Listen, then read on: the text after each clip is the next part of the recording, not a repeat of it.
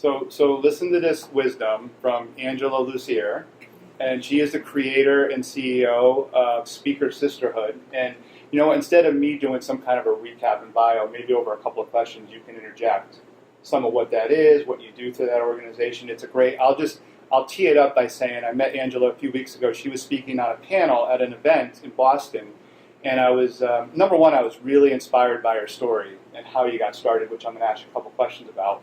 But I really admire her. I've done some research and looked into some of the work that Angela's done, and she definitely impacts a lot of people. In addition to writing several books, she works directly with people on high level putting themselves out there, but through the means of speaking, communicating, public speaking, which, as a lot of us know, is a fear that often puts up hurdles in our lives that keep us from doing a lot of the great work we're capable of. So when you started out, we'll go back to your earlier days, maybe in a minute or two, but when you got the work started out with Speaker Sisterhood, were you doing that? Did it come from a place of, I went through this and now I want to help other people get through this, or was there another motivating factor?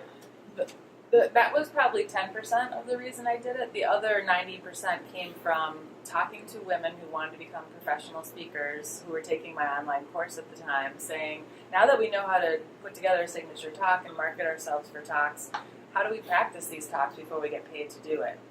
And I thought, that's a good question. And I said, go to Toastmasters. And a lot of them said, well, we already tried Toastmasters and we didn't really like it. And what else is there? And I thought, oh my God, there's nothing else. So it just became really clear in that moment that we needed a place, especially if I'm going to be training women to become professional speakers, I need a place to send them to go practice speaking. Right. And that was when the Speaker Sisterhood was born. So it was the people that you were connecting with, it was not so much predicated on, the fear or the issues of, Toastmasters, that's a big part of it, but you were also helping them to business monetize their experience and knowledge so that they can go out and communicate and speak and get paid for it. Yep. Yeah, that was the initial reason that I got started. But when we launched our first club, Open House, the women who showed up weren't there to become professional speakers. They were there because now they have to train people at work, and they are terrified of standing in front of a group, but they don't want to lose their job. Another woman who has a business but has a really hard time promoting and selling and feels anxiety about having to go to a networking event and wants to get more comfortable talking about herself. Another woman who would really love to be a leader one day but just doesn't have the confidence in herself. So as we went around the circle and I heard the stories from all these women and these various reasons, I thought, the Speaker Sisterhood is so much bigger than being a resource for professional speakers. It's a place for any woman in the world who wants to find her voice and build confidence and eventually one day do something different or bigger because she has that new skill set and belief in herself. I've noticed you did it a lot at the event that I went to, and you said it a couple times already today, you're big on confidence. And talk a little bit about that, how we get confidence, what your definition or version is, and because everybody's path is different, and there's different ways to get and build your confidence. But what at its core does confidence mean to you, and secondly, where do you place confidence in the sphere of courage? I know I like to focus a lot on both courage and having the courage to make a decision or a choice, but building confidence over time and getting better at stuff. What's your take on those two? Well, I would say courage comes before confidence. You have to go out and prove to yourself that you can do something, and then the confidence shows up. Mm-hmm. And I found that out by hiking. I thought that I was a weakling or someone who could only hike 2 miles at a time. And last summer, I hiked 75 miles of the Appalachian Trail, and I was so shocked. I'm like, if I could do this, what else could I do? And so when we challenge ourselves and we have the courage to actually challenge ourselves to do things that we think we can't do, we surprise ourselves and we build confidence in ourselves. And when we have confidence, we believe that anything is possible.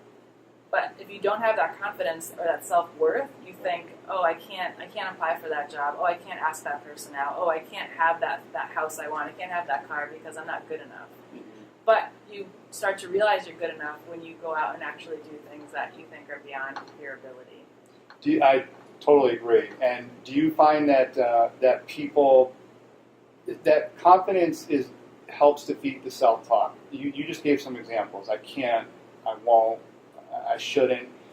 So, and that's a huge fear. We all have it. Like once we get to like 7 and 8 and 9 years old, and we're not a baby or an infant anymore, that self-talk creeps in. Does confidence, is that the number one cure for self-talk, or are there other things in your experience in life that you found that help us control all those things running through our heads? Confidence is a big piece of it. Self-awareness is another huge piece of it. I noticed that some days the voices in my head are very loud. Like, I'm not good at taking days off because the voices get really loud.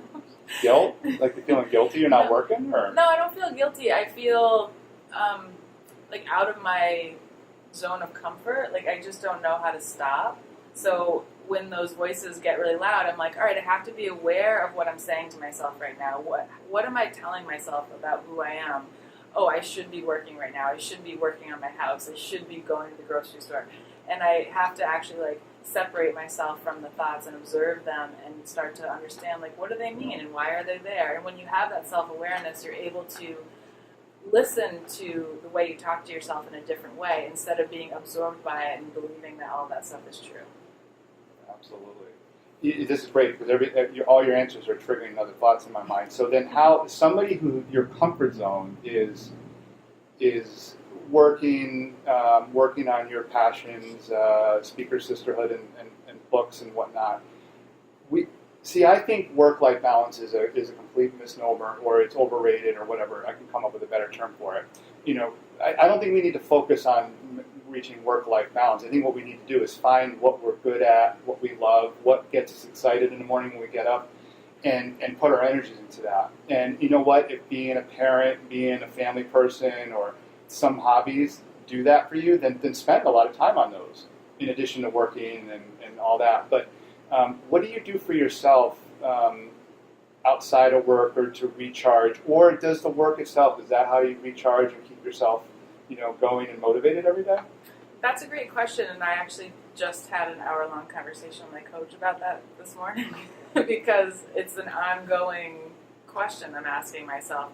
Am I recharged by work, or do I need more outside of work activities to keep me creatively fulfilled and energized? And I noticed that there are so many things in my business, recording a podcast, writing a blog post, sitting down with a client, attending a Speaker Sisterhood meeting, that fill me up. So I don't feel like I have to go out and have 1,000 hobbies because I'm already getting that fulfillment from my work. But at the same time, being able to separate from work so that I can have some new perspectives, new learning that's not about like building a business, I think can make me a more whole person.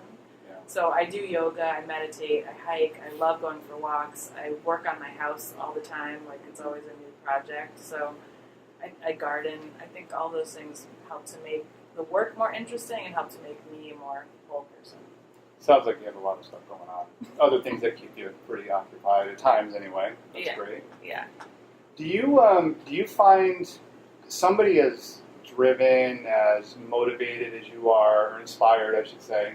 Do you sometimes find it a challenge when you work with people who don't have some of that same?